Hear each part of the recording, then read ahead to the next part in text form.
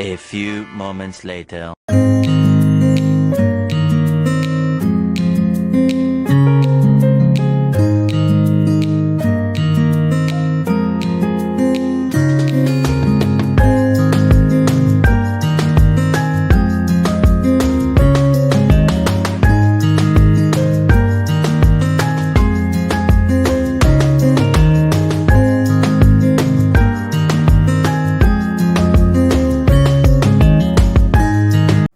So today's video is going to be the worst makeup of 2021. I thought I would do a video talking about it.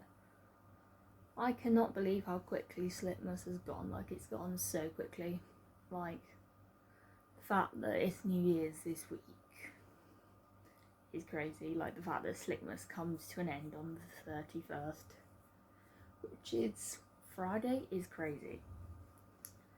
So let's just get into it. This is gonna be like my personal opinion. Like, if you think something that I hate you like, or even sort of in the next one when I do the best makeup of 2021 is something I may think's the best, you might hate. Everyone has different preferences, everyone has different products that work for them. And without further ado, let's just get into it. First is the MUA loose setting powder. This is a common with a lot of setting powders, it's not just to do with this one, is it looks like flour, and loose powders just go everywhere. Like, they're quite a messy product. So that's part of the reason I don't like it, is because they're just so messy and it's like flour, and I prefer like pressed powders. This is the Simpsons palette with Revolution, the big palette. The only good thing is the formula. Everything else is not good. The colour coordination's really bad. Like, it doesn't really colour coordinate with the Simpsons. It's almost like they just slapped the Simpsons on and did a rainbow eyeshadow palette. Also, it's quite big. There are some repetitive shades. This had so much potential to be really good. It's like a drugstore brand getting the charts that these high-end brands get is incredible, and the fact they just blew that and made something quite lazy was a bit of a disappointment. So A few moments later. next is the Revolution Bratz collection big eyeshadow palette. Everything was not good apart from the formula. It had a bad layout. The layout I just really hated, in the sense of you had smaller pans and then you had the big oval pans, and it was colours that they kind of just sort of thought we'll repeat one just so we've got all the colours, because they couldn't think of another colour.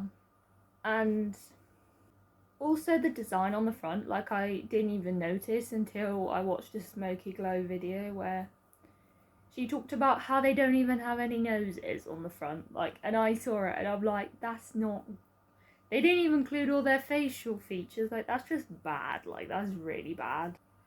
Like, with no nose, that kind of does make him look a bit freaky. Like, I'm not gonna lie. Like, I think Smoky Glow made a fair point. They should have had all their features. Next is the NYX Professional Makeup Lip Gloss Shine. The applicator's awkward. It's clearly not matte, which means if you wear a mask, it just comes off.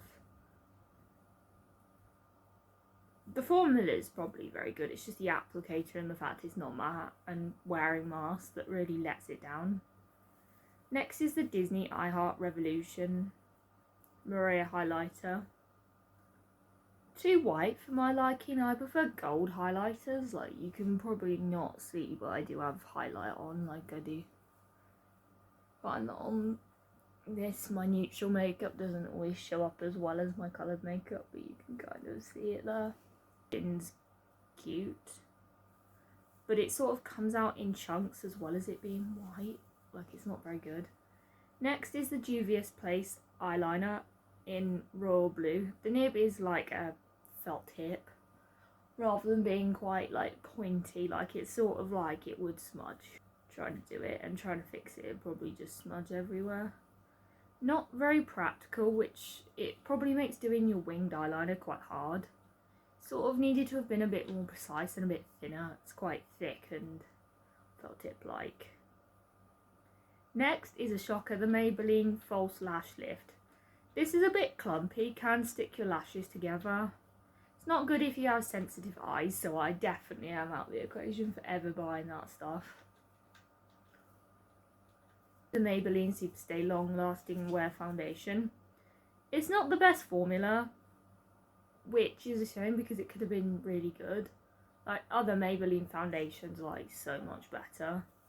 It's like one of my favourite brands, Maybelline, especially for lipsticks. Like I love their long wear lipsticks. Like I had a gloss but it came off when I was eating, so I currently don't have any lipped product on. Next is the Maybelline Sensational Lip Liner. The packaging's bad, it's not properly sealed, it's not in tight packaging, that's what lets it down. So I had high hopes for because it's actually quite good. This is the Revolution Corpse Bride Butterfly palette. This I had high hopes for because it fitted, but the colour story really did fit the theme. It was actually very good, like it was probably one of the best sort of things like that, like sort of, it's better than like the Mac Sims collab, it's better than the Revolution Simpsons, Revolution Bratz, the Miss Piggy blush thing. So much better than that. The colour story fitted, the eyeshadows though are quite hard to blend and it's hard to fit your brush in, the shadows to blend, so that's where it really does let down, like it's not very good there. Like the packaging's good but the product is not, so hope you've enjoyed this video. Don't forget to like, comment, subscribe for the rest of Sigmas, and I will see you in another video. Bye.